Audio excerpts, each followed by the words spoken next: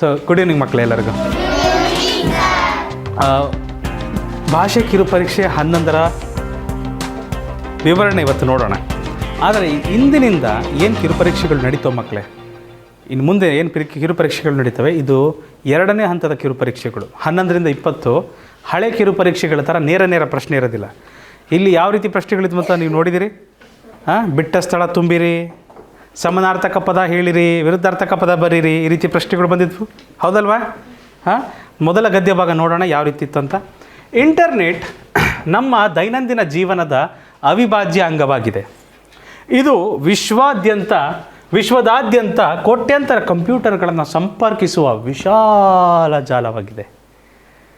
ನೀವು ವಾಟ್ಸಪ್ಪಲ್ಲಿ ಇಲ್ಲಿಂದ ಅಲ್ಲಿ ಕಳಿಸಿದ್ರೆ ಅವ್ರ ವಾಟ್ಸಪ್ಪಲ್ಲಿ ಬರುತ್ತೆ, ಅಲ್ಲಿಂದ ಇಲ್ಲಿಗೆ ಬರುತ್ತೆ. ಫೇಸ್ಬುಕ್ಕಲ್ಲಿ ಹಾಕ್ಬಿಟ್ರೆ ಎಲ್ಲರಿಗೂ ಹೋಗುತ್ತೆ. ವಾಟ್ಸಪ್ ಸ್ಟೇಟಸ್ಗೆ ಹಾಕಿದ್ರೆ ಎಲ್ಲರಿಗೂ ಕಾಣುತ್ತೆ. ಕರೆಕ್ಟಾ? ಸೊ ಅಂದರೆ ಎಲ್ಲರಿಗೂ ತಲುಪೋ ರೀತಿ ಒಂದು ವಿಶಾಲ ಜಾಲ, ಅದೇ ನಮ್ಮ ಇಂಟರ್ನೆಟ್. ಇಂಟರ್ನೆಟ್ ಮೂಲಕ ನಾವು ಮಾಹಿತಿ ಹುಡುಕಬಹುದು. ಹೇ ಸಿರಿ, ಓಕೆ ಗೂಗಲ್, ಬಿಕ್ಸ್ಪಿ ಕೇಳಿದಿರಲ್ವಾ? ಮಾಹಿತಿನ ಹುಡುಕ್ಬೋದು, ಅವ್ರನ್ನ ಕೇಳ್ಬೋದು. ಓಹ್ ಸಾರಿ ಅದು ಆನ್ ಆಯ್ತಲ್ಲ ಅದು. ಸಂವಹನ ನಡೆಸಬಹುದು, ಮೆಸೇಜ್ ಕಳಿಸ್ಬೋದು, ಸಂವಹನ ಕಲಿಯಬಹುದು ಮತ್ತು ಮನೋರಂಜನೆ ಪಡೆಯಬಹುದು. TikTok, YouTube, reels, right. ಮತ್ತೇನಪ್ಪ? Shorts, YouTube shorts. ಮನೋರಂಜನೆ ಮತ್ತೆಲ್ಲಿ ಪಡಿಬೋದು? ಗೇಮ್ಸ್. ಸ್ನ್ಯಾಪ್ಚಾಟು ಬಳಸ್ತೀರಾ ನೀವು? ಇನ್ಸ್ಟಾಗ್ರಾಮು ಬಳಸ್ತೀರಾ? ನಾನೇ ಬಳಸಲ್ಲಲ್ರಪ್ಪ. ಓಕೆ, ಯಾವುದಾದಿದೆ? ಸ್ನ್ಯಾಪ್ಚಾಟ್ ಇದೆ, ಇನ್ಸ್ಟಾಗ್ರಾಮ್ ಇದೆ. ಗೂಗಲಲ್ಲಿ ಏನು ಮಾಡ್ತೀಯಪ್ಪ? ಸೋಷಿಯಲ್ ಮೀಡಿಯಾ, ಸಾಮಾಜಿಕ ಜಾಲತಾಣಗಳು, ಫೇಸ್ಬುಕ್ಕು, ಪ್ಲೇಸ್ಟೋರಿಂದ ಆ್ಯಪ್ಸ್ ಡೌನ್ಲೋಡ್ ಮಾಡ್ಕೊತೀರಿ. ಯೂಟ್ಯೂಬು, ಮತ್ತು ಯಾವ್ದು ಬಳಸ್ತೀರ ನೀವು? ಮೋಜು, ಫೇಸ್ಬುಕ್ಕು, ಶಾರ್ಟ್ಸು, ಮತ್ತು ಯೂಟ್ಯೂಬು, ಟಿಕ್ಟಾಕು, ಗೇಮ್ಸು, ಮತ್ತು ರೀಲ್ಸು. ಮತ್ತೇನೇನು ಬಳಸ್ತೀರಾ? ಅಷ್ಟೇನಾ? ಟೆಲಿಗ್ರಾಮ್ ಬಳಸ್ತೀರಾ? ಟೆಲಿಗ್ರಾಮ್ ಬಳಸಿದ್ದೀರಾ ಯಾರಾದರೂ? ಗೊತ್ತಿಲ್ಲ ನಿಮಗೆ. ಟೆಲಿಗ್ರಾಮ್ ವಾಟ್ಸಪ್ ಥರನೇ ಇನ್ನೊಂದು ಆ್ಯಪ್ ಇದೆ, ಟೆಲಿಗ್ರಾಮ್ ಅಂತ. ರೈಟ್. ಸಿಗ್ನಲ್ ಬಳಸಿದ್ದೀರಾ? ಸಿಗ್ನಲ್ ವಾಟ್ಸಪ್ ಥರನೇ, ಅದು ಸಹ. ಎನಿವೇಸ್, ಬರ್ರಿ ಮುಂದೋಗೋಣ. ಇಂಟರ್ನೆಟ್ ನಮ್ಮ ದೈನಂದಿನ ಜೀವನದ ಅವಿಭಾಜ್ಯ ಅಂಗವಾಗಿದೆ. ಇದು ವಿಶ್ವಾದ್ಯಂತ ಕೋಟ್ಯಾಂತರ ಕಂಪ್ಯೂಟರ್ಗಳನ್ನು ಸಂಪರ್ಕಿಸುವ ವಿಶಾಲ ಜಾಲವಾಗಿದೆ.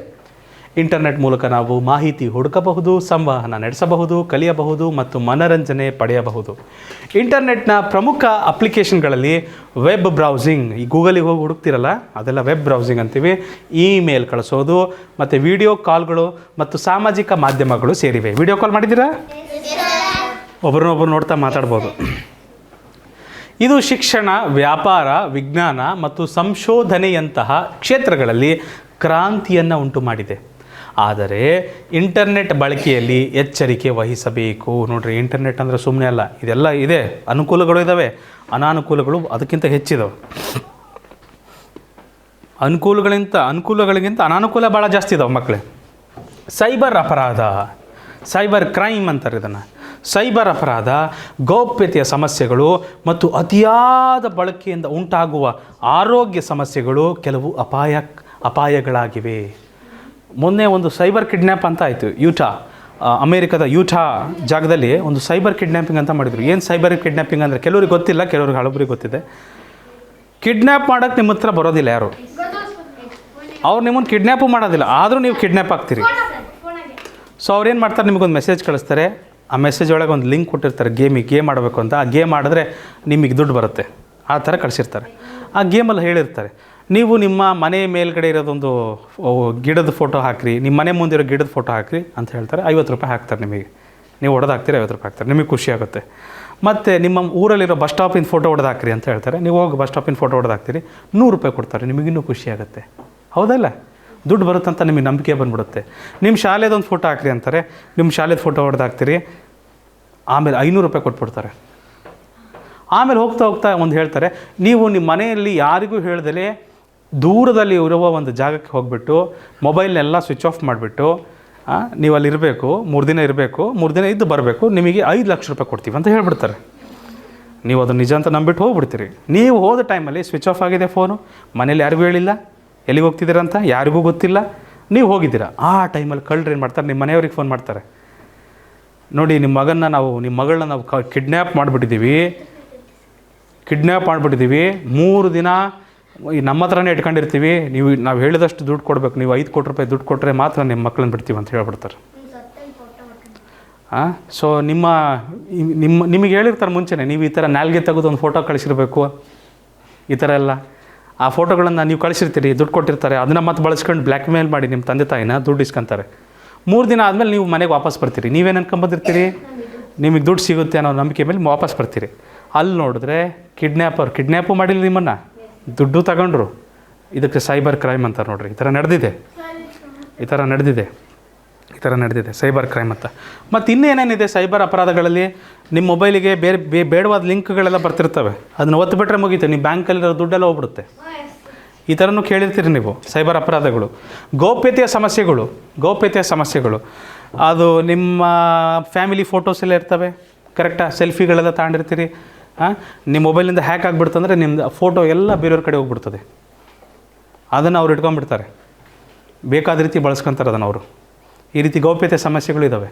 ಮತ್ತು ನೀವು ಮಕ್ಕಳು ಹೆಚ್ಚಾಗಿ ನಿಮ್ಮ ಮಾಹಿತಿಯನ್ನು ಹೆಚ್ಚು ಆನ್ಲೈನಲ್ಲಿ ಪ್ರಕಟಣೆ ಮಾಡಬಾರ್ದು. ಕೆಲವರು ಮುಂಚೆ ಒಂದ್ಸರಿ ಮುಂಬೈಲಿ ಏನಾಗಿತ್ತಂದರೆ, ಮಕ್ಕಳು ಫೇಸ್ಬುಕ್ನ ಹೊಸದಾಗಿ ಬಳಸ್ತಾಯಿದ್ರು. ನಾವು ಶಾಲೆಗೆ ಹೋಗ್ತಿದ್ದೀವಿ ಅಂತ ಶಾಲೆ ಫೋಟೋ ಹೊಡೆದು ಹಾಕೋದು, ನಾವು ಇಷ್ಟೊತ್ತಿಗೆ ಇಲ್ಲಿ ಹೋಗ್ತೀವಿ ಸ್ವಿಮ್ಮಿಂಗಿಗೆ ಟ್ರೈನಿಂಗ್ ಹೋಗ್ತೀವಿ ಅಂತ ಅದನ್ನು ಫೋಟೋ ಹೊಡೆದು ಹಾಕೋದು, ಪ್ರತಿಯೊಂದನ್ನು ಫೋಟೋ ಹೊಡೆದು ಹಾಕ್ತಿದ್ರು. ಕಿಡ್ನ್ಯಾಪರ್ಸು ಫೇಸ್ಬುಕ್ಕಿಗೆ ಹೋಗ್ಬಿಟ್ಟು ನೋಡ್ತಾ ಹೋದರು ಫೇಸ್ಬುಕ್ಕಲ್ಲಿ. ಅವರಿಗೆಲ್ಲ ಗೊತ್ತಾಗ್ಬಿಡ್ತಲ್ಲೇ ಯಾವ ಟೈಮಲ್ಲಿ ಮಗು ಎಲ್ಲಿರುತ್ತೆ ಅಂತ ಅಲ್ಲೇ ಗೊತ್ತಾಗ್ಬಿಡ್ತಲ್ಲ. ಎಲ್ಲ ಫೇಸ್ಬುಕ್ಕಲ್ಲಿ ಹಾಕಿದ್ದಾರೆ. ಅವ್ರಿಗೆ ಎಷ್ಟು ಈಸಿ ಆಯ್ತು ಅಂದರೆ ಕಿಡ್ನ್ಯಾಪ್ ಮಾಡೋದು ಭಾಳ ಈಸಿ ಆಯಿತು ಅವ್ರಿಗೆ. ಯಾವ ಟೈಮಲ್ಲಿ ಪೇರೆಂಟ್ಸ್ ಇರೋಲ್ಲ, ಮಗು ಎಲ್ಲಿ ದೂರ ಇರುತ್ತೆ ಅಂತ ನೋಡ್ಕೊಂಬಿಟ್ಟು ಅವ್ರು ಬಂದು ಕಿಡ್ನ್ಯಾಪ್ ಮಾಡ್ಕೊಂಡು ಹೋಗ್ಬಿಟ್ರು. ಭಾಳಷ್ಟು ಘಟನೆಗಳು ಈ ಥರ ಆಗಿದ್ದಾವೆ. ನಿಮ್ಮ ಗೌಪ್ಯ ವಿಚಾರಗಳನ್ನು ಅಂತರ್ಜಾಲದಲ್ಲಿ ಇಂಟರ್ನೆಟ್ಟಲ್ಲಿ ಹೊರಬಿಡಬಾರ್ದು ನೀವು, ಸರಿನಾ? ಓಕೆ. ಮತ್ತು ಆರೋಗ್ಯ ಸಮಸ್ಯೆ, ಕಣ್ಣು ನೋವಾಗ್ತದೆ, ಕುಂತಿರ್ತಾರೆ, ಅವರಿಗೆ ಅದು ಶಾರೀರಿಕವಾಗಿ ಸಮಸ್ಯೆಗಳು ಉಂಟಾಗ್ತವೆ, ಬ್ಲಡ್ ಪ್ರೆಷರ್ ಜಾಸ್ತಿ ಆಗ್ತದೆ, ಹಾರ್ಟ್ ಪ್ರಾಬ್ಲಮ್ಸ್ ಆಗ್ತವೆ, ಈ ಥರ ಎಲ್ಲ ಸಮಸ್ಯೆಗಳಿದ್ದಾವೆ. ನಿದ್ದೆ ಚೆನ್ನಾಗಿ ಬರಲ್ಲ. ಹೀಗಾಗಿ ಜವಾಬ್ದಾರಿಯುತ ಬಳಕೆ ಮತ್ತು ಸುರಕ್ಷತೆಯ ಕ್ರಮಗಳ ಅರಿವು ಅತ್ಯಗತ್ಯ. ಇಂಟರ್ನೆಟ್ ನಮ್ಮ ಜೀವನವನ್ನು ಸುಲಭಗೊಳಿಸಿದೆ ಮತ್ತು ಸಮೃದ್ಧಗೊಳಿಸಿದೆ. ಅದರ ಸಾಧ್ಯತೆಗಳನ್ನು ಅರ್ಥ ಮಾಡಿಕೊಂಡು ಜಾಣ್ಮೆಯಿಂದ ಬಳಸಿದರೆ ಇದು ನಮ್ಮ ಭವಿಷ್ಯವನ್ನು ರೂಪಿಸುವಲ್ಲಿ ಪ್ರಮುಖ ಪಾತ್ರ ವಹಿಸುತ್ತದೆ. ಆನ್ಲೈನಲ್ಲಿ ನೋಡ್ತಿರೋ ಮಕ್ಕಳಿಗೂ ಸಹ ಇದು ಅನ್ವಯಿಸುತ್ತೆ. ನೀವು ನಮ್ಮ ಕ್ಲಾಸ್ಗಳನ್ನು ಇವತ್ತು ನೋಡ್ತಾ ಇರೋದು ಯಾವ ಮಾಧ್ಯಮದ ಮೂಲಕ? ಇಂಟರ್ನೆಟ್ನ ಮಾಧ್ಯಮದ ಮೂಲಕ, ರೈಟ್? ಯೂಟ್ಯೂಬ್ನಲ್ಲಿ ನೋಡ್ತಿದ್ದೀರ ನಮ್ಮ ಕ್ಲಾಸನ್ನು. ಅದು ನಿಮ್ಮ ಮನೆ ತನಕ, ನಿಮ್ಮ ಸ್ಕ್ರೀನ್ ತನಕ ಹೇಗೆ ಬರ್ತಾ ಇದೆ? ಇಂಟರ್ನೆಟ್ ಇರೋ ಕಾರಣಕ್ಕೆ ಬರ್ತಾ ಇರೋದು. ಸೊ ಎನಿವೇಸ್, ವ್ಯಾಕರಣ ಹುಡುಕು ಅನ್ನೋದಕ್ಕೆ ಸಮಾನಾರ್ಥಕ ಪದ ಏನು ಮಕ್ಕಳೇ? ಶೋಧಿಸು. ಪ್ರಶ್ನೆಯೂ ಸಹ ಬಂದಿತ್ತಾ? ಹುಡುಕಿಗೆ ಸಮಾನಾರ್ಥಕ ಪದ ಯಾವುದು ಅಂತ? ಸುಲಭಗೊಳಿಸೋದು ಅಂದರೆ ಸರಳಗೊಳಿಸೋದು. ಸುಲಭಗೊಳಿಸೋದಕ್ಕೆ ವಿರುದ್ಧ ಪದ ಕಠಿಣಗೊಳಿಸೋದು. ಸಂಪರ್ಕಿಸು, ವಿಚ್ಛೇದಿಸು. ಸಂಪರ್ಕಿಸು ಅಂದರೆ ಕನೆಕ್ಟ್ ಮಾಡೋದು, ಸಂಪರ್ಕಿಸೋದು ಅಂದರೆ ಕನೆಕ್ಟ್ ಮಾಡೋದು, ಅದನ್ನು ಬಿಡಿಸೋದಂದರೆ ವಿಚ್ಛೇದಿಸೋದು ಅಂತ ಇರುತ್ತೆ. ವಿಚ್ಛೇದಿಸೋದು ಅಂತ ಕರಿತೀವಿ ನಾವು ಅದನ್ನು. ಮೊದಲ ಪ್ರಶ್ನೆ ಏನಿತ್ತಪ್ಪ? ಹುಡುಕು ಎಂಬ ಪದದ ಸಮಾನಾರ್ಥಕ ಪದ ಶೋಧಿಸುವುದು. ಆಪ್ಷನ್ ಎ ಇದಕ್ಕೆ ಸರಿಯಾದ ಉತ್ತರ. ಸರಳ ಇತ್ತದು, ನೇರ ಪ್ರಶ್ನೆ. ಆಪ್ಷನ್ ಎ ಇದಕ್ಕೆ ಸರಿಯಾದ ಉತ್ತರ. ಇಂಟರ್ನೆಟ್ ಡ್ಯಾಶ್ ಕಂಪ್ಯೂಟರ್ಗಳನ್ನು ಸಂಪರ್ಕಿಸುವ ಜಾಲವಾಗಿದೆ. ವಿಶ್ವಾದ್ಯಂತ ಕೋಟ್ಯಾಂತರ ಕಂಪ್ಯೂಟರ್ಗಳನ್ನು ಸಂಪರ್ಕಿಸುವ ಜಾಲವಾಗಿದೆ ಇಂಟರ್ನೆಟ್ಗೆ ಕನ್ನಡ ಪದ ಅಂತರ್ಜಾಲ ಅಂತ ಕರಿತೀವಿ. ಅಂತರ್ಜಲ ಅಂದ್ರೇನು? ಅಂತರ್ಜಲ, ಭೂಮಿಯೊಳಗಿರುವ ನೀರು. ಅಂತರ್ಜಲ ಅಂದರೆ ನೀರು. ಅಂತರ್ಜಾಲ, ಜಾಲ ಅಂದರೆ ನೆಟ್, ಪರದೆ ಗೊತ್ತಲ್ವಾ? ಸೊ ಅಂತರ್ಜಾಲ ಅಂದರೆ ಪರದೆ, ಆಯಿತಾ? ಇಂಟರ್ನೆಟ್ಟಿಗೆ ಅಂತರ್ಜಾಲ ಅಂತ ಕರಿತೀವಿ. ಕೋಟ್ಯಾಂತರ, ರೈಟ್, ಕೋಟ್ಯಾಂತರ. ಸುಲಭ ಎಂಬ ಪದದ ವಿರುದ್ಧಾರ್ಥಕ ಪದ ಯಾವುದು? ಸುಲಭಕ್ಕೆ ಸಮಾನಾರ್ಥಕ ಪದ ಸರಳ, ವಿರುದ್ಧಾರ್ಥಕ ಪದ ಕ್ಲಿಷ್ಟ, ಕಷ್ಟ, ಕ್ಲಿಷ್ಟ. ಸುಲಭ ಅಲ್ಲ, ಕ್ಲಿಷ್ಟ. ಮುಂದಿನ ಪ್ರಶ್ನೆ. ಇಂಟರ್ನೆಟ್ನ ಪ್ರಮುಖ ಅಪ್ಲಿಕೇಶನ್ಗಳಲ್ಲಿ ಡ್ಯಾಶ್ ಇಮೇಲ್, ವಿಡಿಯೋ ಕಾಲ್ಗಳು ಮತ್ತು ಸಾಮಾಜಿಕ ಮಾಧ್ಯಮಗಳು ಸೇರಿವೆ. ಇಲ್ಲೇ ಇದೆಯಲ್ವಾ? ಇಲ್ಲಿದೆಯಪ್ಪ. ವೆಬ್ ಬ್ರೌಸಿಂಗ್, ಇಮೇಲ್, ವಿಡಿಯೋ ಕಾಲ್ಗಳು ಮತ್ತು ಸಾಮಾಜಿಕ ಮಾಧ್ಯಮಗಳು ಸೇರಿವೆ. ವೆಬ್ ಬ್ರೌಸಿಂಗ್ ತಾನೇ? Web browsing. ಆಪ್ಷನ್ ಎ ಇದಕ್ಕೆ ಸರಿಯಾದ ಉತ್ತರ. ನೀವು ಗೂಗಲ್ ಕ್ರೋಮ್ ಅಂತ ಹೋಗ್ತೀರಲ್ಲ, ಅದೇ ವೆಬ್ ಬ್ರೌಸಿಂಗ್. ಇಂಟರ್ನೆಟ್ ಬಳಕೆಯಲ್ಲಿ ಯಾವ ಅಂಶ ಮುಖ್ಯ? ಜವಾಬ್ದಾರಿಯುತ ಬಳಕೆ. ಹೌದಾ? ಜವಾಬ್ದಾರಿಯುತ ಬಳಕೆ ಭಾಳ ಮುಖ್ಯ. ಅದರಲ್ಲೂ ಮಕ್ಕಳೇ, ನಿಮ್ಮ ವಯಸ್ಸಿಗೆ ಮೀರಿದ ವಿಚಾರಗಳು ಬರ್ತಿರ್ತವೆ ಇಂಟರ್ನೆಟ್ಟಲ್ಲಿ ಒಂದೊಂದು ಸರಿ. ಆ ಥರ ಬಂತಂದರೆ ನಿಮ್ಮ ಪೋಷಕರಿಗೆ ನೇರವಾಗಿ ಹೋಗಿ ತೋರಿಸೋದು ಭಾಳ ಮುಖ್ಯ. ಅರ್ಥ ಆಯ್ತಾ? ಮುಂದಿನ ಪ್ರಶ್ನೆಗೆ ಹೋಗೋಣ. ಪ್ರಶ್ನೆ ಇಲ್ಲ, ಗದ್ಯ ಭಾಗ ಇದೆ. ನಮ್ಮ ಸುಂದರ ಕರ್ನಾಟಕದ ಬಗ್ಗೆ ಇದೆ. ನಮ್ಮ ರಾಜ್ಯ ನಮ್ಮ ರಾಜ್ಯ ತಾನೇ? ಕರ್ನಾಟಕವು ಭಾರತದ ದಕ್ಷಿಣ ಭಾಗದಲ್ಲಿರುವ ಒಂದು ಸುಂದರ ರಾಜ್ಯವಾಗಿದೆ. ಹೌದು ತಾನೇ? ನಮ್ಮ ರಾಜ್ಯ ಚೆನ್ನಾಗಿದೆಯಲ್ಲಪ್ಪ? ಪಟ್ಟದಕಲ್ಲಿಗೆ ಹೋಗಿದ್ದೀರಾ? ಬೇಲೂರು, ಹಳೇಬೀಡು, ಹಂಪಿ, ಜೋಗ ಜಲಪಾತ, ಕರಾವಳಿ ತೀರ, ನೀವು ನೋಡೇ ಇಲ್ಲ ಕರ್ನಾಟಕನ? ಮೈಸೂರು ಅರಮನೆ, ಯಾವ ಡ್ಯಾಮಪ್ಪ? ಯಾವ ಡ್ಯಾಮು? ತುಂಗಭದ್ರಾ ಡ್ಯಾಮು. ಮತ್ತು ಯಾವ ಡ್ಯಾಮ್? ಆಲಮಟ್ಟಿ ಡ್ಯಾಮ್. ಕರ್ನಾಟಕದಲ್ಲಿ ದೊಡ್ಡ ಜಲಾಶಯ ಅದು ಆಲಮಟ್ಟಿ ಜಲಾಶಯ. ಹೇಳಪ್ಪ ಯಾವುದು? KRS dam. ಚಾರ್ಮಿನಾರ್. ಚಾರ್ಮಿನಾರ್ ಇರೋದು ಹೈದರಾಬಾದಲ್ಲಮ್ಮ, ಕರ್ನಾಟಕದಲ್ಲ, ಅಲ್ಲಿರೋದು ಅದು. ಅದು ನಮ್ಮ ರಾಜ್ಯದ್ದಲ್ಲ ಅದು ಚಾರ್ಮಿನಾರ್. ಓಕೆ, ಎನಿವೇಸ್ ನಮ್ಮ ರಾಜ್ಯ ಮಕ್ಕಳೇ ಭಾಳ ಶ್ರೀಮಂತ ರಾಜ್ಯ ನಮ್ಮದು, ಸಾಮಾನ್ಯ ರಾಜ್ಯ ಅಲ್ಲ. ಆಯಿತಾ? ಹೌದೌದು, ಅಲ್ಲೊಂದು ನವೋದಯ ಶಾಲೆ ಇದೆ. ಕರೆಕ್ಟ್. ಡ್ಯಾಮ್ ಹತ್ರನೇ ಇದೆ ಅದು. ಇದು ತನ್ನ ಸಮೃದ್ಧ ಸಂಸ್ಕೃತಿ, ವೈವಿಧ್ಯಮಯ ಭಾಷೆಗಳು ಮತ್ತು ನೈಸರ್ಗಿಕ ಸೌಂದರ್ಯಕ್ಕೆ ಹೆಸರುವಾಸಿಯಾಗಿದೆ. ಇಡೀ ನಮ್ಮ ಭಾರತದಲ್ಲೆಲ್ಲ ಏನೇನು ಸಿಗುತ್ತಲ್ಲ ಅದಷ್ಟು ಕರ್ನಾಟಕದಲ್ಲೇ ಸಿಗುತ್ತೆ ನಿಮಗೆ ಸಂಪೂರ್ಣ. ಅಷ್ಟು ವೈವಿಧ್ಯಮಯವಾಗಿದೆ ಕರ್ನಾಟಕ. ಕರ್ನಾಟಕದ ರಾಜಧಾನಿ ಭಾರತದ ತಂತ್ರಜ್ಞಾನ ಕೇಂದ್ರವಾಗಿ ಗುರುತಿಸಲ್ಪಟ್ಟಿದೆ. ಸಿಲಿಕಾನ್ ಸಿಟಿ ಅಂತ ಕೇಳಿದ್ದೀರಾ? ಬೆಂಗಳೂರಿಗೆ ಏನಂತಾರೆ? ಸಿಲಿಕಾನ್ ಸಿಟಿ ಅಂತಾರೆ. ಯಾಕಂದರೆ ತಂತ್ರಜ್ಞಾನಕ್ಕೆ ಅಷ್ಟು ಮುಂಚೂಣಿಯಲ್ಲಿದೆ ನಮ್ಮ ಬೆಂಗಳೂರು. ಕರ್ನಾಟಕದಲ್ಲಿ ಕರ್ನಾಟಕದಲ್ಲಿ ಅನೇಕ ಐತಿಹಾಸಿಕ ಸ್ಥಳಗಳಿದ್ದಾವೆ. ಹಂಪಿ, ಬಾದಾಮಿ, ಪಟ್ಟದಕಲ್ಲು, ಇವುಗಳಲ್ಲಿ ಕೆಲವು, ಇವೇ ಅಲ್ಲ, ಇವುಗಳಲ್ಲಿ ಕೆಲವು ಅಷ್ಟೇ, ಇನ್ನೂ ಭಾಳ ಇದಾವೆ. ನೋಡ್ತಾ ಹೋದರೆ ಊರೂರಿಗೆ ಒಂದೊಂದು ಸಿಗ್ತವೆ. ಇವು ಪ್ರಾಚೀನ ಕರ್ನಾಟಕದ ವೈಭವವನ್ನು ಪ್ರತಿಬಿಂಬಿಸುತ್ತವೆ.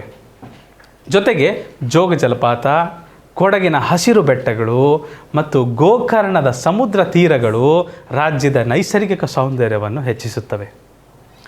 ಕರ್ನಾಟಕ ತನ್ನ ಸಾಹಿತ್ಯ, ಸಂಗೀತ ಮತ್ತು ಕಲೆಗಳಿಗೂ ಪ್ರಸಿದ್ಧವಾಗಿದೆ. ಕನ್ನಡ ಭಾಷೆಯು ಅತ್ಯಂತ ಪುರಾತನ ದ್ರಾವಿಡ ಭಾಷೆಗಳಲ್ಲಿ ಒಂದಾಗಿದೆ. ದ್ರಾವಿಡ ಭಾಷೆಗಳು ಗೊತ್ತಾ? ಈ ದಕ್ಷಿಣ ಭಾರತದ ಭಾಷೆಗಳಿದಾವಲ್ಲ, ಅವಕ್ಕೆ ಏನಂತೀವಿ ನಾವು? ದ್ರಾವಿಡ ಭಾಷೆಗಳು. ಯಾವ್ಯಾವು ದ್ರಾವಿಡ ಭಾಷೆಗಳು? ಕನ್ನಡ, ತಮಿಳು, ಮಲಯಾಳಂ, ತೆಲುಗು. ಹಿಂದಿ ಬರೋಲ್ಲ, ದ್ರಾವಿಡ ಭಾಷೆ ಬರೋಲ್ಲ, ಮರಾಠಿನೂ ಬರೋಲ್ಲ. ಬರಲ್ಲ. ಕನ್ನಡ, ತಮಿಳು, ತೆಲುಗು, ಮಲಯಾಳಂ. ಕುವೆಂಪು, ಕಾರಂತ ಮತ್ತು ಬೇಂದ್ರೆಯವರಂತಹ ಸಾಹಿತಿಗಳು ಕನ್ನಡ ಸಾಹಿತ್ಯವನ್ನು ಸಮೃದ್ಧಗೊಳಿಸಿದ್ದಾರೆ. ಕರ್ನಾಟಕದ ಆರ್ಥಿಕತೆ ಅಂದರೆ ಕರ್ನಾಟಕಕ್ಕೆ ದುಡ್ಡು ಎಲ್ಲಿಂದ ಬರುತ್ತೆ? ಜಾಸ್ತಿ ದುಡ್ಡು ಎಲ್ಲಿಂದ ಬರುತ್ತದೆ? ವ್ಯವಹಾರ ಎಲ್ಲಿಂದ ಎಲ್ಲಿಂದ ಜಾಸ್ತಿ ಇದೆ? ವ್ಯವಹಾರದ ವಹಿವಾಟು ಎಲ್ಲಿಂದ ಆಗ್ತದೆ? ಸ್ನೇಹ. ಆರ್ಥಿಕತೆಯು ಕೃಷಿ ಅಂದರೆ ವ್ಯವಸಾಯ, ರೈತರ ಕೆಲಸ, ಕೃಷಿ, ಉದ್ಯಮ ಮತ್ತು IT, ಇನ್ಫಾರ್ಮೇಷನ್ ಟೆಕ್ನಾಲಜಿ, ಅದು ಕಂಪ್ಯೂಟರಿಂದ IT ಕ್ಷೇತ್ರಗಳ ಮೇಲೆ ಆಧಾರಿತವಾಗಿದೆ. ರಾಜ್ಯವು ಕಾಫಿ, ರೇಷ್ಮೆ ಮತ್ತು ಅಗರಬತ್ತಿ ಉತ್ಪಾದನೆಯಲ್ಲಿ ಮುಂಚೂಣಿಯಲ್ಲಿದೆ. ಇತ್ತೀಚಿನ ವರ್ಷಗಳಲ್ಲಿ ಕರ್ನಾಟಕವು ತನ್ನ ಶಿಕ್ಷಣ ಮತ್ತು ಆರೋಗ್ಯ ವ್ಯವಸ್ಥೆಗಳನ್ನು ಸುಧಾರಿಸಲು ಹೆಚ್ಚಿನ ಗಮನ ನೀಡುತ್ತಿದೆ ಅಂತ ಹೇಳಿದ್ದಾರೆ. ಓದಿದ್ರೆಲ್ಲರೂ? ಬನ್ನಿ ಮುಂದೆ ನೋಡೋಣ. ವ್ಯಾಕರಣದಲ್ಲಿ 2-3 ಪದ ಇದಾವಪ್ಪ. ಸುಂದರ ಅಂದರೆ ಚೆಲುವ, ಪ್ರಸಿದ್ಧ ಅಂದರೆ ಭಾಳ ಹೆಸರು ಮಾಡಿರ್ತಾರಲ್ಲ ಅವ್ರಿಗೆ ಏನಂತೀವಿ? ಪ್ರಸಿದ್ಧ ಅಂತ ಕರಿತೀವಿ. ಪ್ರಾಚೀನ, ಇದು ಬಂದಿತ್ತಿದ್ದು. ಪ್ರಾಚೀನ, ಆಧುನಿಕ 2 ಪದಗಳು ಬಂದಿದ್ದವು ಮುಂಚೆ. ಪ್ರಾಚೀನ ಅಂದರೆ ಹಳೆಯದು, ಆಧುನಿಕ ಅಂದರೆ ಹೊಸದು. ಸಮೃದ್ಧ, ವಿರುದ್ಧ ಪದ ಹೇಳ್ತಿದ್ವಿ. ಸಮೃದ್ಧ ಅಂದರೆ ಭಾಳ ಸಿರಿತನದಲ್ಲಿರೋದು, ಅದರ ವಿರುದ್ಧ ಪದ ಅಸಮೃದ್ಧ. ಮುಂದಿನ ಪ್ರಶ್ನೆ, ಮೊದಲನೇ ಪ್ರಶ್ನೆ. ಸುಂದರ ಪದದ ಸಮಾನಾರ್ಥಕ ಪದ ಯಾವುದು? ಸುಂದರ ಪದದ ಸಮಾನಾರ್ಥಕ ಪದ ಯಾವುದು? ಮನೋಹರ. ಮನೋಹರ. ಸಮನಾರ್ಥಕ ಪದ. ಹಾಂ, ನಮ್ಮದು ಇದು ನೋಡಿದ್ದೀರಾ? ಎಲ್ಲಿದೆ ಅದು? ಯಾವ ಜಾಗ? ಹಂಪಿಯಲ್ಲಿದೆ ಅಲ್ವಾ? ಕಲ್ಲಿನ ರಥ, ಸ್ಟೋನ್ ಚಾರಿಯಟ್. ಏನಪ್ಪ? ಭಾಳ ಚೆನ್ನಾಗಿದೆಪ್ಪ, ಭಾಳ ಚೆನ್ನಾಗಿದೆ. ಅದೆಲ್ಲ ಕಲ್ಲಲ್ಲಿ ಮಾಡಿದ್ದಾರೆ ನೋಡ್ರಿ. ಅದು ಕಲ್ಲಲ್ಲಿ ಕೆತ್ತಿರೋದು. ನೀವು ಹ್ಯಾಂಡ್ ರೈಟಿಂಗೇ ಸರಿಯಾಗೋದಿಲ್ಲ ನಿಮ್ಮದು. ಒಂದು ಲೈನ್ ಹಿಂಗೆ ಬರೆಯೋಕ್ಕೆ ಬರೋದಿಲ್ಲ ನಿಮಗೆ. ಅದು ಕಲ್ಲಲ್ಲಿ ಕೆತ್ತಿರೋದು ಅದನ್ನು, ನಿಜವಾಗ್ಲೂ. ಆಮೇಲೆ ಇಲ್ಲಿ ಕೆಲವೊಂದು ಕಂಬಗಳಿದ್ದಾವೆ, ಸಂಗೀತ ಕಂಬಗಳಂತಾರೆ ಅವನ್ನ, ಮ್ಯೂಸಿಕಲ್ ಪಿಲ್ಲರ್ಸ್ ಅಂತಾರೆ. ಅದನ್ನು ಅದನ್ನು ಹಿಂಗೆ ಹೊಡೆಯೋದಂದರೆ ಜೋರಾಗಿ ಹೊಡೆಯೋದಲ್ಲಪ್ಪ, ನಿಧಾನಕ್ಕೆ ಹಿಂಗೆ ತಬಲ ಬಾರಿಸ್ತಾರಲ್ಲ ಆ ಥರ ನಿಧಾನಕ್ಕೆ ಅಂದರೆ ಸೌಂಡ್ ಬರ್ತದೆ. ಅಷ್ಟು ಚೆನ್ನಾಗಿ ಮಾಡಿದ್ದಾರೆ. ಕರ್ನಾಟಕದ ರಾಜಧಾನಿ ಯಾವುದು? ಬೆಂಗಳೂರು. ಇಲ್ಲಿ ಬರುತ್ತೆ ನೋಡ್ರಿ ಮಕ್ಕಳೇ. ನಮ್ಮ ದಾವಣಗೆರೆ ಇಲ್ಲಿದೆ, ಹೌದಾ? ದಾವಣಗೆರೆಯಿಂದ ಈ ದಿಕ್ಕಲ್ಲಿ ಬೆಂಗಳೂರು ಬರುತ್ತೆ. ಓಕೆ,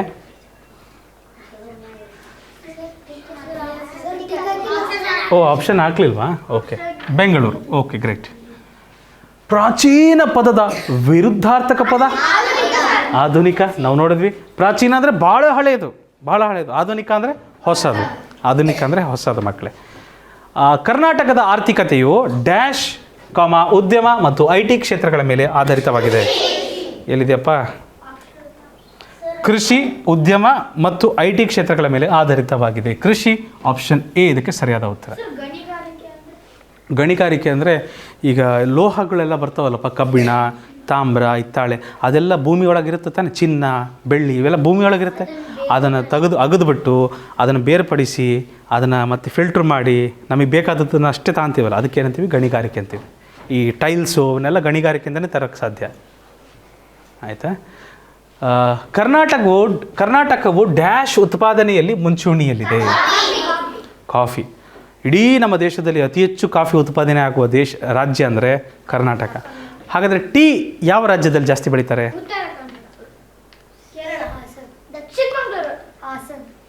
ಹಾಸನ್ ಅಲ್ಲ, ರಾಜ್ಯ. ಯಾವ ರಾಜ್ಯದಲ್ಲಿ ಟೀ ಹೆಚ್ಚು ಬೆಳೀತಾರೆ? ಸ್ವಲ್ಪ ಹತ್ರ ಇದೆಯಪ್ಪ, ಸಿಕ್ಕಿಂ ಹತ್ರ ಇದೆಯಾ? ಬಟ್ ಅಲ್ಲ.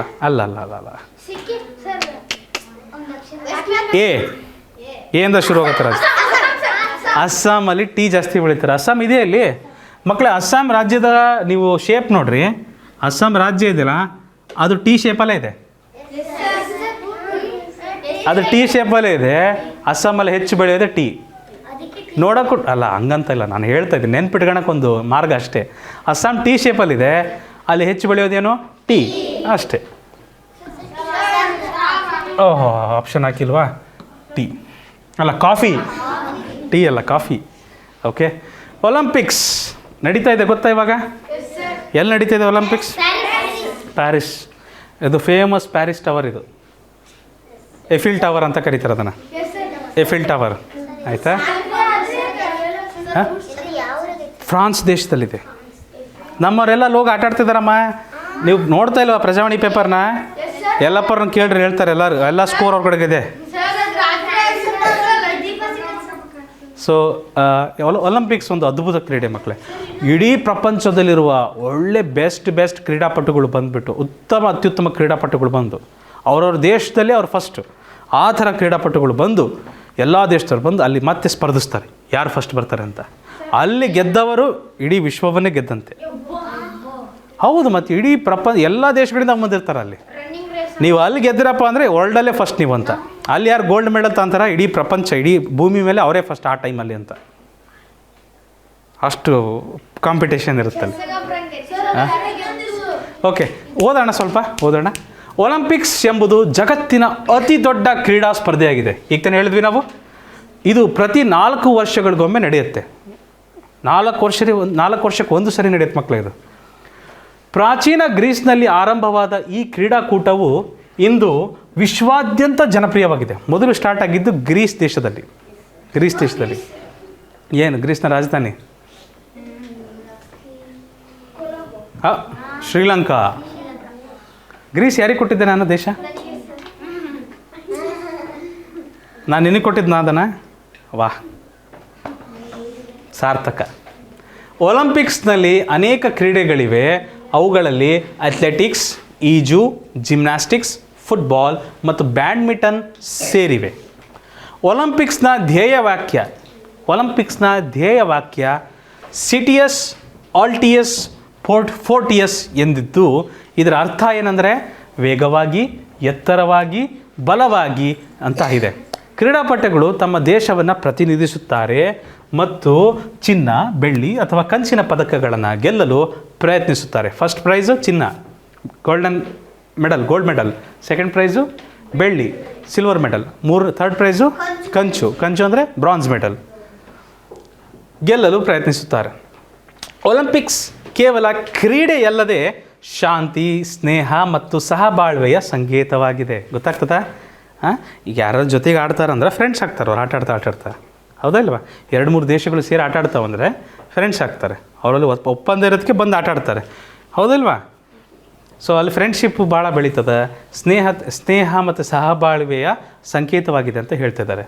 ಭಾರತವು ಒಲಿಂಪಿಕ್ಸ್ನಲ್ಲಿ ಹಾಕಿ, ಬ್ಯಾಡ್ಮಿಂಟನ್, ಕುಸ್ತಿ ಮತ್ತು ಗುಂಡು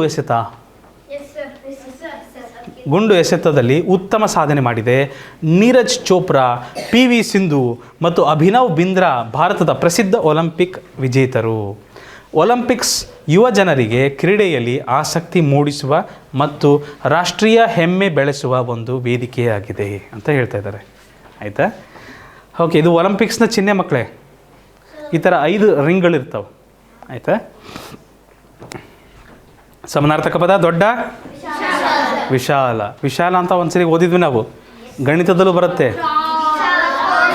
ವಿಶಾಲ ಕೋನ, ದೊಡ್ಡದಾಗಿರ್ತದೆ ಕೋನ, ಅದಕ್ಕೆ ವಿಶಾಲ ಕೋನ ಅಂತ ಕರಿತೀವಿ. ಜನಪ್ರಿಯ,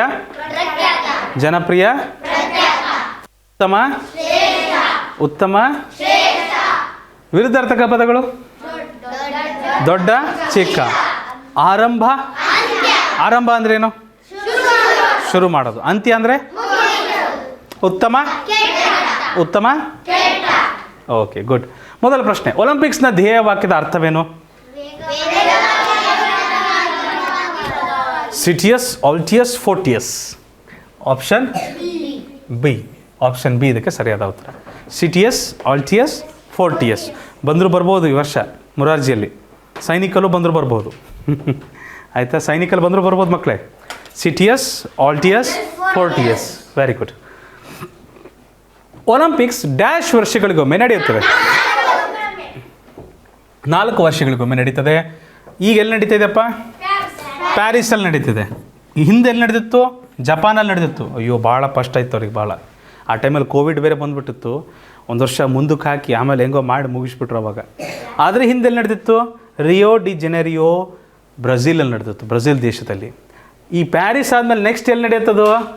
ಅಮೇರಿಕಾದಲ್ಲಿ ನಡೆಯುತ್ತೆ ಅಂತ ಹೇಳ್ತಾ ಇದ್ದಾರೆ. 2028ಕ್ಕೆ ನಡೆಯುತ್ತೆ ಅಂತ ಹೇಳ್ತಾ ಇದ್ದಾರೆ. 2038ನೇ ಇಸ್ವಿಗೆ ನಮ್ಮ ದೇಶಕ್ಕೆ ತರಬೇಕು ಅಂತ ಹೇಳ್ತಾ ಇದ್ದಾರೆ. 2038ನೇ ಇಸ್ವಿಗೆ ನಮ್ಮ ದೇಶಕ್ಕೆ ಬರ್ಬೋದು. ಎಲ್ಲ ಆಗ್ಬೋದು. ನೀವು ಡೆಲ್ಲಿಲೇ ಆಗ್ಬೋದು, ಕ್ಯಾಪಿಟಲ್ ಸಿಟಿ, ನಮ್ಮ ದೇಶದ ರಾಜಧಾನಿ, ಅಲ್ಲೇ ಮಾಡ್ಬೋದು ಅವರು. ಜನಪ್ರಿಯ ಪದದ ಸಮಾನಾರ್ಥಕ ಪದ ಯಾವುದು? ಪ್ರಖ್ಯಾತ. ಇವರು ಜನಪ್ರಿಯ ನಾಯಕರು. ನಮ್ಮ ದೇಶದ ಆಡಳಿತ ಪಕ್ಷದಲ್ಲಿ ಪ್ರಧಾನಮಂತ್ರಿ ನರೇಂದ್ರ ಮೋದಿ ಅವರಿದ್ದಾರೆ. ವಿರೋಧ ಪಕ್ಷದಲ್ಲಿ ಯಾರು ಕುಂತಿದ್ದಾರೆ ಈಗ? ರಾಹುಲ್ ಗಾಂಧಿ ಅವರಿದ್ದಾರೆ, ವಿರೋಧ ಪಕ್ಷದ ನಾಯಕರು ಅವರು. ಇವರು ಆಡಳಿತ ಪಕ್ಷದ ನಾಯಕರು.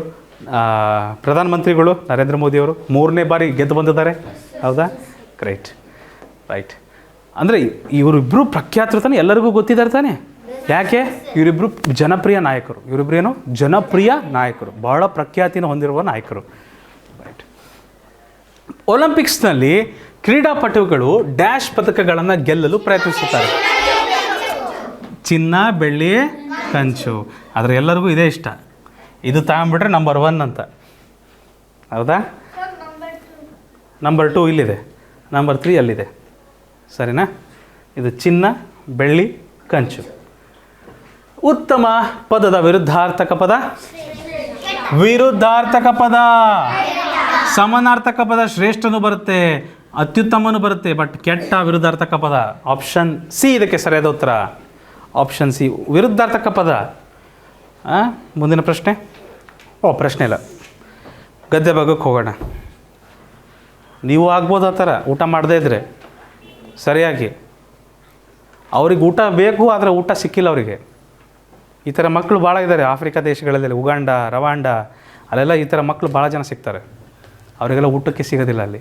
ಒಂದು ಸರಿ ನಾನು ವಿಡಿಯೋನೂ ತೋರಿಸಿದ್ದೆ, ಆಫ್ರಿಕಾ ಸೊಮಾಲಿಯಾ ದೇಶ ಇರಬೇಕೇನಪ್ಪ, ಅಲ್ಲಿ ಸೊಳ್ಳೆಗಳನ್ನು ತಿಂತಾರೆ, ಮಣ್ಣನ್ನು ತಿಂತಾರೆ, ಕೆರೆ ಮಣ್ಣನ್ನು ತಿಂದಿದ್ದಾರೆ. ಹೌದು, ಊಟಕ್ಕೆ ಮಣ್ಣನ್ನು ತಿಂದಿದ್ದಾರೆ.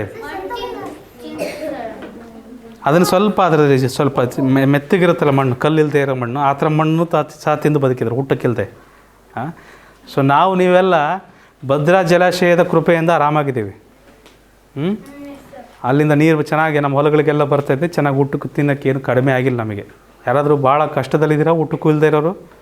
ಯಾರೂ ಇಲ್ಲ. ಉಪವಾಸ ಅಂತೂ ಯಾರೂ ಮಲಗ್ತಿಲ್ಲ ನಮ್ಮಲ್ಲಿ, ಹೌದು ತಾನೇ? ದಿನಕ್ಕೆ 2 ಹೊತ್ತಾದರೂ ಸಿಗ್ತಿದೆಯಾ? ನನ್ನ ಪ್ರಕಾರ 3-4 ಹೊತ್ತು ತಿಂತಿದ್ದಾರೆ ಸಾಗರ್ ಪಾಟೀಲ್ ಅವರು. ಎಲ್ಲದರ ಸಾಗರ್ ಪಾಟೀಲ್? ಹಾಂ, ಬೆಳಗ್ಗೆ ಮಧ್ಯಾಹ್ನ ಸಂಜೆ ರಾತ್ರಿ. ಆಯಿತಾ? ಬಟ್ ಕೆಲವ್ರಿಗೆ ಒಪ್ಪತ್ತಿಗೂ ಗತಿಲ್ಲ ಮಕ್ಕಳೇ, ಒಪ್ಪತ್ತಿಗೂ ಗತಿಯಿಲ್ಲ, ಆ ಥರ ಮಕ್ಕಳು ಇದ್ದಾರೆ. ಹಾಂ, ಭಿಕ್ಷಕರು ಅದು ಹೇಳೋದು ಕಷ್ಟ ಕಾಣೋದೇನೇ ಪಾಟಿಲ್ಲ. ಇವಾಗೆಲ್ಲ ಭಿಕ್ಷುಕರು ಭಾಳ ಸೌಕರ್ಯರಿದ್ದಾರೆ. ಹಾಂ, ಆ ಥರನೂ ಇದೆ ಒಂದು ಕಡೆ. ಬಟ್ ಕೆಲವ್ರಿಗೆ ನಿಜವಾಗಿಯೂ ಒಂದು ಹೊತ್ತಿಗೂ ಗತಿ ಇಲ್ಲ ಪುಟ.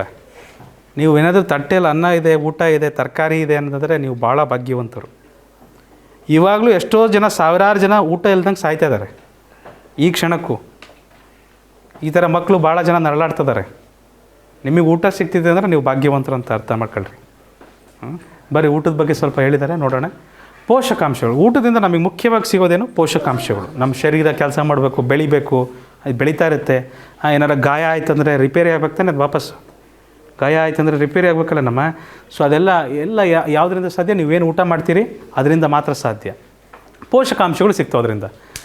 ಹನುಮಂತು, ಪೋಷಕಾಂಶಗಳ ಕೊರತೆ ಎಂದರೆ ನಮ್ಮ ದೇಹಕ್ಕೆ ಅಗತ್ಯವಾದ ಪೋಷಕಾಂಶಗಳು ಸಾಕಷ್ಟು ಪ್ರಮಾಣದಲ್ಲಿ ಸಿಗದಿರುವುದು. ಅದಕ್ಕೆ ಸಿಗದೇ ಇರೋದಕ್ಕೆ ನಾವೇನಂತೀವಿ? ಪೋಷಕಾಂಶಗಳ ಕೊರತೆ ಅಂತ ಕರಿತೀವಿ. ಇದು ಆರೋಗ್ಯದ ಮೇಲೆ ಗಂಭೀರ ಪರಿಣಾಮ ಬೀರಬಹುದು, ಭಾಳ ಗಂಭೀರ ಪರಿಣಾಮ ಬೀಳ್ಬೋದು. ಚಿಕ್ಕ ಮಕ್ಕಳಿದ್ದಾಗ ಅವ್ರಿಗೆ ಸರಿಯಾಗಿ ಊಟ ಕೊಡಲಿಲ್ಲ ಅಂದರೆ ಅವ್ರ ಮೆದುಳು ಬೆಳೆಯೋದೇ ಇಲ್ಲ. 3 ವರ್ಷದೊಳಗಡೆ ಇರೋ ಮಕ್ಕಳಿಗೆ 1 ದಿನ ಉಪವಾಸ ಇಡಬಾರ್ದು ಅಂತ ಹೇಳ್ತಾರೆ. 3 ವರ್ಷದ ಒಳಗಡೆ ಇರೋ ಮಕ್ಕಳಿಗೆ 1 ದಿನನೂ ಉಪವಾಸ ಇಡಬಾರ್ದು. ಆ ಥರ 1 ದಿನ ಉಪವಾಸ ಇಟ್ಬಿಟ್ರೆ ಸಾಕು, ಅವ್ರ ಮೆದುಳು ಕುಂಠಿತ ಆಗಿಬಿಡುತ್ತೆ, ಬುದ್ಧಿವಂತರಾಗೋದಿಲ್ಲ ಆ ಮಕ್ಕಳು. ಎಷ್ಟು ಮ್ಯಾಥ್ಸ್ ಹೇಳ್ಕೊಟ್ರೂ ಕಷ್ಟ, ಅರ್ಥ ಆಗೋದಿಲ್ಲ, ಆ ಥರ ಆಗಿಬಿಡ್ತಾರೆ. ಹಾಂ, ಸೊ ಗಂಭೀರ ಪರಿಣಾಮಗಳು ಬೀರಬಹುದು. ವಿಟಮಿನ್ಗಳು, ಖನಿಜಗಳು, ಪ್ರೋಟೀನ್ಗಳು ಮತ್ತು ಇತರ ಪೋಷಕಾಂಶಗಳ ಕೊರತೆಯಿಂದ ವಿವಿಧ ಆರೋಗ್ಯ ಸಮಸ್ಯೆಗಳು ಉಂಟಾಗಬಹುದು. ಒಂದು ಉದಾಹರಣೆಗೆ ಹೇಳಿದ್ದಾರೆ, ವಿಟಮಿನ್ ಎ ಕೊರತೆಯಿಂದ ಏನಾಗುತ್ತೆ? ದೃಷ್ಟಿ ಸಮಸ್ಯೆಗಳು ಉಂಟಾಗ್ತವೆ. ವಿಟಮಿನ್ ಡಿ ಕೊರತೆಯಿಂದ ಏನಾಗ್ತದೆ? ಎಲುಬುಗಳ ಸಮಸ್ಯೆ ಉಂಟಾಗ್ತವೆ, ಕಾಲು ನೋವು, ಮೂಳೆ ನೋವು, ಈ ಥರ ಸಮಸ್ಯೆಗಳು ಉಂಟಾಗ್ತವೆ. ಮತ್ತೇನಿದೆ? ಎಲುಬುಗಳ ಸಮಸ್ಯೆಗಳು. ಕಬ್ಬಿಣದ ಕೊರತೆಯಿಂದ ಏನಾಗ್ತದೆ? ರಕ್ತಹೀನತೆ. ಭಾಳ ಬೆಳ್ಳಗಿರ್ತಾರಂದ್ರೂ ಅವ್ರಿಗೆ ಆರೋಗ್ಯ ಚೆನ್ನಾಗಿ ಸುಂದರವಾಗಿದ್ದಾರಂತಲ್ಲ, ಅವ್ರ ಕಣ್ಣೊಳಗೆ ಇಲ್ಲಿ ನೋಡ್ಕೊಂಡ್ರೆ ಕೆಂಪೇ ಇರೋದಿಲ್ಲ, ಅಲ್ಲಿ ನೀವು ಬೆರಳುಗಳನ್ನ ನೋಡ್ಕೊಂಡ್ರೆ ಬೆಳ್ಳಗಿರ್ತದೆ. ಕಬ್ಬಿಣದ ಕೊರತೆ ಇದ್ದರೆ ರಕ್ತಹೀನತೆ ಸ್ಟಾರ್ಟ್ ಆಗ್ತದೆ. ಆಮೇಲೆ ಪ್ರೋಟೀನ್ ಕೊರತೆಯಿಂದ ಬೆಳವಣಿಗೆ ಕುಂಠಿತವಾಗಬಹುದು. ಪ್ರೋಟೀನ್ ಇಲ್ಲ ಅಂದರೆ ಹೈಟ್ ಆಗೋದಿಲ್ಲ, ಚೆನ್ನಾಗಿ ಬೆಳೆಯೋದಿಲ್ಲ. ಪೋಷಕಾಂಶಗಳ ಕೊರತೆಯನ್ನು ತಡೆಗಟ್ಟಲು ಸಮತೋಲಿತ ಆಹಾರ ಸೇವನೆ ಅತ್ಯಂತ ಮುಖ್ಯ. ಸರ್, ನನಗೆ ಬ್ಲಡ್ ಕಡಿಮೆ ಇದೆ, ಕಬ್ಬಿಣದ ಕಾಯಿನಿದೆ, ಕಾಯಿನ್ಗಳು ನುಂಗ್ಬಿಡ್ತೀನಿ, ಬ್ಲಡ್ ಜಾಸ್ತಿ ಆಗುತ್ತೆ. ಆ ಥರ ಇಲ್ಲ ಕಬ್ಬಿಣದ ರಾಡಿದೆ ಸರ್, ರಾಡನ್ನ ಪುಡಿ ಮಾಡ್ಕೊಂಡು ನುಂಗ್ಬಿಡ್ತೀನಿ ಸರ್. ಆ ಥರ ಅಲ್ಲ ಮಕ್ಕಳೇ. ಬರೀ ಕಬ್ಬಿಣ ತಿನ್ನೋದಂದರೆ ಬರಲ್ಲ, ಅದು ತಿನ್ಲಿಕ್ಕೆ ಹೋಗ್ಬಾರ್ದು, ಜೀರ್ಣ ಆಗಲ್ಲ, ಹೊಟ್ಟೆ ನೋವು ಆಗ್ತದೆ, ಮತ್ತು ಆಪ್ರೇಷನ್ ಮಾಡಬೇಕಾಗತ್ತೆ. ಆ ಥರ ಎಲ್ಲ ಸಾಧ್ಯ ಇಲ್ಲ. ಸಮತೋಲಿತವಾಗಿ ತಿನ್ಬೇಕು ನಾವು. ಸಮತೋಲಿತ ಆಹಾರ ತಿನ್ನಬೇಕು. ಎಲ್ಲದೂ ಇರ್ಬೇಕು, ಹಣ್ಣು ಹಂಪಲು ತರಕಾರಿ. ಆ ಥರ ತಿಂದರೆ ತನ್ನ ಪಾಡಿಗೆ ತಾನು ಅದು ನೋಡ್ಕೊಳತ್ತೆ, ಹೊಟ್ಟೆನೇ ನೋಡ್ಕೊಳತ್ತೆ, ಏನು ಬೇಕೋ ಅದನ್ನು ಎಲ್ಲ ಹಿರ್ಕೊಂಬಿಡುತ್ತೆ. ಒಂದನ್ನು ಮಾತ್ರ ಜಾಸ್ತಿ ಮಾಡಬಾರ್ದು. ಸಮತೋಲಿತ ಆಹಾರ ಸೇವನೆ ಅತ್ಯಂತ ಮುಖ್ಯ. ನಾನು ಹೇಳಿದ್ನಲ್ಲ ಈಗ ತಾನೆ, ಹಣ್ಣುಗಳು, ತರಕಾರಿಗಳು, ಧಾನ್ಯಗಳು, ಕಾಳುಗಳು, ಧಾನ್ಯಗಳು, ಮೊಟ್ಟೆ ಅಕಸ್ಮಾತ್ ತಿಂತೀರಾ ಅಂದರೆ, ಇಲ್ಲಾಂದ್ರೂ ಪರವಾಗಿಲ್ಲ. ಹಾಲು ಮತ್ತು ಮಾಂಸವನ್ನು ಅಕಸ್ಮಾತ್ ತಿಂತೀರಾ ಅಂದರೆ ಆಯಿತಾ, ಕಂಪಲ್ಸರಿ ಅಲ್ಲ, ಸೇರಿಸಿದ ವೈವಿಧ್ಯಮಯ ಆಹಾರ ಸೇವಿಸುವುದರಿಂದ ಎಲ್ಲ ಅಗತ್ಯ ಪೋಷಕಾಂಶಗಳು ದೊರೆಯುತ್ತವೆ. ಕೆಲವೊಮ್ಮೆ ವೈದ್ಯರು ಪೋಷಕಾಂಶಗಳ ಪೂರಕಗಳನ್ನು ಸೂಚಿಸಬಹುದು. ನೀವೊಂದು ಸರಿ, ಭಾಳಷ್ಟು ಜನ ನಮ್ಮಲ್ಲಿ ಹಳ್ಳಿಯಲ್ಲಿ ರೈತರು ಎಲ್ಲ ಬೆಳೆದು ಸಿಟಿಗೆ ಹೋಗಿ ಹಾಕ್ತಾರೆ, ಬಟ್ ಅವರೇ ತಿನ್ನೋದಿಲ್ಲ. ಬೇರೆಯವ್ರಿಗೆ ಹೋಗಿ ಎಲ್ಲ ಹಾಕಿ ಬಂದ್ಬಿಟ್ಟು ಅವರು ಏನೂ ತಿನ್ನೋದೇ ಇಲ್ಲ. ಅವರು ಕೊನೆಗೆ ಏನಾಗ್ತದೆ, ಅವ್ರಿಗೇನಾದ್ರು ಹುಷಾರಿಲ್ಲದೆ ಡಾಕ್ಟರ್ ಹತ್ರ ಹೋಗ್ತಾರಲ್ಲ, ಡಾಕ್ಟ್ರು ಬರ್ಕೊಟ್ಟಿರೋ ಮಾತ್ರೆಗಳನ್ನ ಒಂದ್ಸರಿ ನೋಡಿರಿ, ಅದರಲ್ಲೆಲ್ಲ ವಿಟಮಿನ್ ಟ್ಯಾಬ್ಲೆಟ್ಸೇ ಬರ್ಕೊಟ್ಟಿರ್ತಾರೆ. ನೀವೇನು ತರಕಾರಿ ಹಣ್ಣಿಂದ ಏನು ತಿನ್ನಬೇಕಿತ್ತೋ ಅದನ್ನು ಮಾತ್ರೆ ರೂಪದಲ್ಲಿ ಆಮೇಲೆ ನೀವೇ ನುಂಗ್ತೀರ. ಇವತ್ತಿನಲ್ಲಂದ್ರೆ ನಾಳೆ ಮಾತ್ರೆ ನುಂಗಲೇಬೇಕಾಗುತ್ತೆ. ಪೋಷಕಾಂಶ ಪೂರಕಗಳನ್ನು ಡಾಕ್ಟರ್ ಬರ್ಕೊಡ್ತಾರೆ ನಿಮಗೆ ಮಾತ್ರೆಗಳ ರೂಪದಲ್ಲಿ. ಆದರೆ ಇವುಗಳನ್ನು ವೈದ್ಯರ ಸಲಹೆ ಮೇರೆಗೆ ಮಾತ್ರ ತೆಗೆದುಕೊಳ್ಬೇಕು. ಇದನ್ನು ನುಂಗಿದ್ರೆ ಶಕ್ತಿ ಬರುತ್ತೆ ಅಂತೇಳಿ ಯಾವ್ಯಾವ ಮಾತ್ರ ನುಂಗಂಗಿಲ್ಲಪ್ಪ. ವೈದ್ಯರ ಸಲಹೆ ಕೊಟ್ಟರೆ ಮಾತ್ರ, ಆ ಸಲಹೆ ಮೇರೆಗೆ ಮಾತ್ರ ನಾವು ನುಂಗಬೇಕು. ಬಾಯಲ್ಲಿ ಬೆರಳಿಡದೆ ನಿಯಮಿತ ವ್ಯಾಯಾಮ, ಸ್ವಚ್ಛತೆ ಮತ್ತು ಸಮತೋಲಿತ ಆಹಾರದ ಜೊತೆಗೆ ನಿಯಮಿತ ಆರೋಗ್ಯ ತಪಾಸಣೆ ಮಾಡಿಸುವುದರಿಂದ ಪೋಷಕಾಂಶಗಳ ಕೊರತೆಯನ್ನು ತಡೆಗಟ್ಟಬಹುದು. ಸ್ಕೂಲ್ಗಳಲ್ಲಿ, ಸರ್ಕಾರಿ ಸ್ಕೂಲ್ಗಳಲ್ಲಿ ಐರನ್ ಟ್ಯಾಬ್ಲೆಟ್ಸ್ ಕೊಡ್ತಾರೆ ಒಂದೊಂದ್ಸರಿ ಬಂದು. Iron tablets, folic acid tablets ಕೊಡ್ತಾರೆ ನಿಮಗೆ. ರಕ್ತಹೀನತೆ ಜಂತಿಂದು ಕೊಡ್ತಾರೆ. ಜಂತಿಂದ ಸರಿ ಎಸ್ ರಕ್ತಹೀನತೆ ಯಾರಿಗಾರು ಸಮಸ್ಯೆ ಇತ್ತಂದರೆ ಫೋಲಿಕ್ ಆ್ಯಸಿಡ್ ಟ್ಯಾಬ್ಲೆಟ್ಸ್ ಅಂತಲೂ ಕೊಡ್ತಾರೆ. ಸೊ ಬನ್ನಿ ಮೊದಲನೇ ಪ್ರಶ್ನೆಗೆ ಹೋಗೋಕ್ಕಿಂತ ಮುಂಚೆ ನಿಮಗೇನಾದರೂ ಪೋಷಕಾಂಶಗಳ ಕೊರತೆ ಇದೆ ಅಂದರೆ ಮಕ್ಕಳೇ, ಅದು ಹೇಗೆ ಗೊತ್ತಾಗುತ್ತೆ? ನಿಮ್ಮ ಕಣ್ಣು ಸುತ್ತ ಕಪ್ಪು ಕಲರ್ ಸರ್ಕಲ್ ಬಂದಿದೆ ಅಂದರೆ ನಿಮಗೆ ಅಲರ್ಜಿ ಇರ್ಬೋದು, ಅಥವಾ ನಿಮಗೆ ನೀರು ಸರಿಯಾಗಿ ಕುಡ್ದಿಲ್ಲ ಅಂತ ಅರ್ಥ. ಮತ್ತು ರಾತ್ರಿ ಹೊತ್ತು ನಿದ್ದೆ ಚೆನ್ನಾಗಿ ಮಾಡಿಲ್ಲ, ಆಮೇಲೆ ರಾತ್ರಿ ಹೊತ್ತು ನಿಮಗೆ ಕಣ್ಣು ಚೆನ್ನಾಗಿ ಕಾಣಲ್ಲ, ಇರುಳು ಕುರುಡುತನ ಇತ್ತಂದರೆ ರಾತ್ರಿ ಸರಿಯಾಗಿ ಕಾಣಲ್ಲ ಅದಕ್ಕೆ ಏನು ಸಮಸ್ಯೆ? ವಿಟಮಿನ್ ಎ ಕಡಿಮೆ ಆಗಿದೆ ನಿಮಗೆ ಅಂತ. ವಿಟಮಿನ್ ಎ ಕಡಿಮೆ ಆದರೆ ಆ ಥರ ಇರುಳು ಕುರುಡುತನ ಬರ್ತದೆ. ಆಮೇಲೆ ವಿಟಮಿನ್ ಸಿ ಕಡಿಮೆ ಆದರೆ ಕಣ್ಣುಗಳು ಕೆಂಪಾಗ್ತವೆ. ಕಣ್ಣಿನೊಳಗಿರುವ ರಕ್ತನಾಳಗಳೆಲ್ಲ ಹೊಡೆದೋಗ್ತವೆ, ಅದರಿಂದ ಕಣ್ಣು ಕೆಂಪಾಗ್ಬೋದು. ಹತ್ತಿರ ಕಾಣಲ್ಲ ಅಂದರೆ ವಿಟಮಿನ್ ಡಿ ಕಡಿಮೆ ಆಗಿದೆ ಅಂತ. ಸೊ ಈ ಥರ ನಾನಾ ರೀತಿಯದ ನೋಡ್ರಿ, ಹಲ್ಲುಗಳು ಒಸಡುಗಳು ಸರಿಯಾಗಿಲ್ಲ ಅಂದರೆ ವಿಟಮಿನ್ ಸಿ ಕಡಿಮೆ ಆಗಿದೆ ಅಂತ ಹೇಳ್ತಾರೆ. ಹಲ್ಲು ನೋವು ಅಂತ ಹೋದರೆ ಡಾಕ್ಟ್ರ್ ಹತ್ರ ವಿಟಮಿನ್ ಸಿ ಟ್ಯಾಬ್ಲೆಟ್ ಕೊಡ್ತಾರೆ ನಿಮಗೆ. ವಿಟಮಿನ್ ಸಿ ಎಲ್ಲಿ ಸಿಗುತ್ತೆ ಅಂದರೆ ಊಟದಲ್ಲಿ ನೀವು ಹುಳಿ ಇರುತ್ತಲ್ಲ, ಹುಳಿ ಪದಾರ್ಥದಲ್ಲಿ ವಿಟಮಿನ್ ಸಿ ಇರುತ್ತೆ. ನಿಂಬೆಹಣ್ಣು, ಆಮೇಲೆ ಕಿತ್ತಳೆ ಹಣ್ಣು, ಮೂಸಂಬೆ ಹಣ್ಣು, ಇದರಲ್ಲಿ ವಿಟಮಿನ್ ಸಿ ಸಿಗುತ್ತೆ. ಹುಣಸೆ ಹಣ್ಣು, ಮತ್ತು ಕೂದಲು ಭಾಳ ಉದುರ್ತದವಂದರೆ B5, vitamin B5, vitamin B2, biotin, vitamin D, zinc ಇವೆಲ್ಲ ಕಡಿಮೆ ಇದಾವೆ ಅಂತ ಹೇಳ್ತಾರೆ ಅವರು. ಇದೇ ಥರ ಉಗುರುಗಳು ಹೇಳ್ತವೆ ನೀವು ಉಣ್ತಿದ್ದೀರಾ ಇಲ್ಲ ಕರೆಕ್ಟಾಗಂತ. ಉಗುರುಗಳು ಒಣ ಇದ್ದಾವೆ, ಬಿರುಕು ಬಿಡ್ತದವೆ ಅಂದರೆ ನಿಮಗೆ B12 ಇಲ್ಲ, ನಿಮ್ಮಲ್ಲಿ ಇದಿಲ್ಲ, ಏನು ಕಬ್ಬಿಣದ ಅಂಶ ಇಲ್ಲ, ಕ್ಯಾಲ್ಸಿಯಂ ಇಲ್ಲ, ಜಿಂಕ್ ಇಲ್ಲ, ಪ್ರೋಟೀನ್ ಸರಿಯಾಗಿಲ್ಲ, ತಗೊಂತಿಲ್ಲ ಅಂತ ಹೇಳ್ತದೆ. ಉಗುರುಗಳು ಸಹ ನಿಮ್ಮ ಆರೋಗ್ಯ ಹೇಗಿದೆ ಅಂತ ತೋರಿಸ್ತದೆ ಉಗುರುಗಳು. ಸೊ ಅದೇ ಥರ ಮೂಳೆಗೆ ಕ್ಯಾಲ್ಸಿಯಂ ಬೇಕು. ಆಮೇಲೆ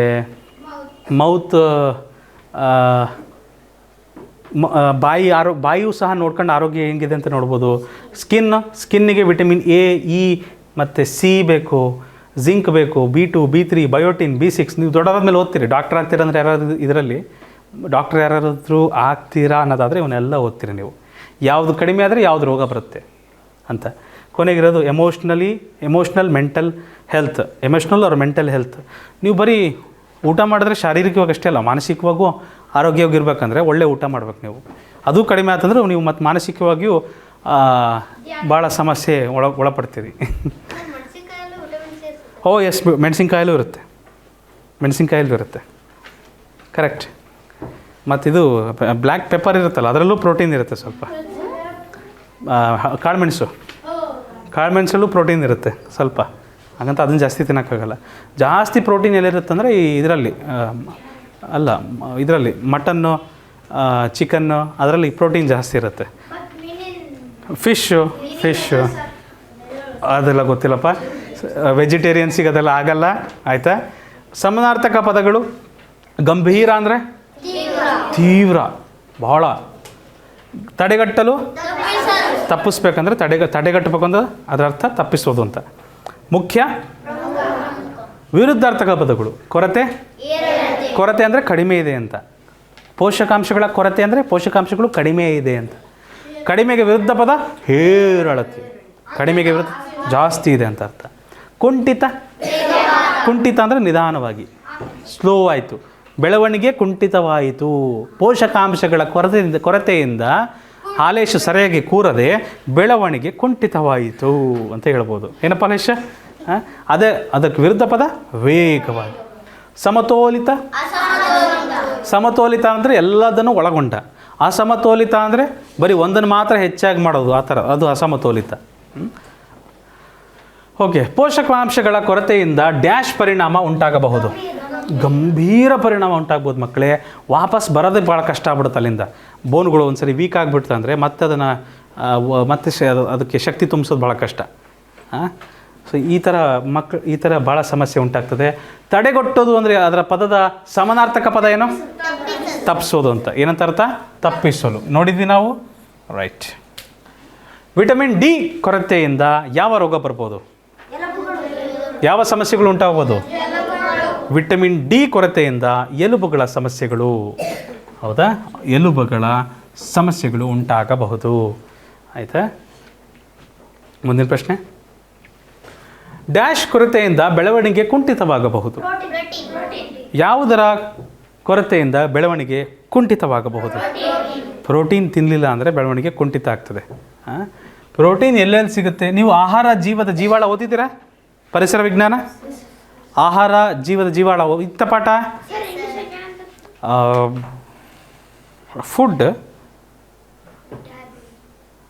ಫುಡ್ ಮೇಲೆ ಇದೆ ಒಂದು ಪಾಠ, ಕರೆಕ್ಟಾಗಿ ಎಕ್ಸಾಕ್ಟ್ಲಿ ಗೊತ್ತಿಲ್ಲ ವರ್ಡಿಂಗ್ ನನಗೆ. ಜೀವದ ಜೀವಾಳ, ಬೇಸಿಸ್ ಆಫ್ ಲೈಫ್. ಬಟ್ ಫುಡ್ಡಲ್ಲಿ ಬರ್ತದೆ ಟೈಪ್ಸ್ ಆಫ್ ಫುಡ್. ನ್ಯೂಟ್ರಿಷನ್ ಅಂತಾರೆ ಕಣಪ್ಪ, ಪೋಷಕಾಂಶಕ್ಕೆ ನ್ಯೂಟ್ರಿಷನ್ ಅಂತಾರೆ. ನ್ಯೂಟ್ರಿಷನ್. ಕುಂಠಿತ ಪದದ ವಿರುದ್ಧಾರ್ಥಕ ಪದ. ಕುಂಠಿತ ಅಂದರೆ ನಿಧಾನವಾಗಿ, ಅದಕ್ಕೆ ವಿರುದ್ಧ ವೇಗವಾಗಿ. ವೇಗವಾದ. ವೇಗವಾದ ವೇಗವಾದ ಬೆಳವಣಿಗೆ ಕುಂಠಿತವಾಗಿದೆ. ಓಕೆ, ಸೊ ಇಲ್ಲಿಗೆ ನಿಮ್ಮ ಕಿರುಪರೀಕ್ಷೆ, ಭಾಷೆಯ ಕಿರುಪರೀಕ್ಷೆ ಅನಂತರ ವಿವರಣೆ ಮುಕ್ತಾಯಗೊಳ್ತಿದೆ. ಮುಂದಿನ ತರಗತಿಯಲ್ಲಿ ಮುಂದಿನ ಕಿರುಪರೀಕ್ಷೆಯೊಂದಿಗೆ ನಿಮ್ಮನ್ನು ಕಾಣಬಯಸ್ತೀನಿ. ನೆನಪಿಡಿ, ಇದು ಈಸಿ ಪಿ ಜಿ ಕ್ಲಾಸಸ್ ಅನ್ನೋದಕ್ಕಿಂತ ಮುಂಚೆ ನೀವು ಚೆನ್ನಾಗಿ ಊಟ ಮಾಡಬೇಕು. ಊಟ ಚೆನ್ನಾಗಿತ್ತಂದರೆ ಎಲ್ಲ ಪಾಠ ಆಟ ಎಲ್ಲ ಚೆನ್ನಾಗಿರ್ತದೆ. ಅದು ಸರಿ ಇಲ್ಲ ಅಂದರೆ ನಿಮಗೆ ಆಗಲೆಲ್ಲ ಪದೇ ಪದೇ ರೋಗಗಳು ಬರ್ತದೆ. ಆಸ್ಪತ್ರೆಗಳನ್ನು ಸುತ್ತೊಳಿತಿರ್ತೀರಿ, ಮಾತ್ರೆಗಳ ಮೇಲೆ ಹೆಚ್ಚು ಅವಲಂಬಿತರಾಗಿರ್ತೀರಿ. ಸೊ ಹೆಚ್ಚು ತರಕಾರಿಗಳು, ಹಣ್ಣುಗಳು, ಹಸಿ ಸೊಪ್ಪುಗಳು, ಹಸಿರು ಸೊಪ್ಪುಗಳು ಇವುಗಳ ಸೇವನೆಯಿಂದ ಆರೋಗ್ಯವಾಗಿರೋಣ ಎಲ್ಲರೂ ಅಂತ ಹೇಳ್ತಾ ಇವತ್ತಿನ ತರಗತಿ ಮುಗಿಸ್ತಿದ್ದೀವಿ. ನೆನಪಡಿ, ಇದು ಈಸಿ ಪಿ ಜಿ ಕ್ಲಾಸಸ್, ನಿಮ್ಮ ತರಬೇತಿ ಕೇಂದ್ರ.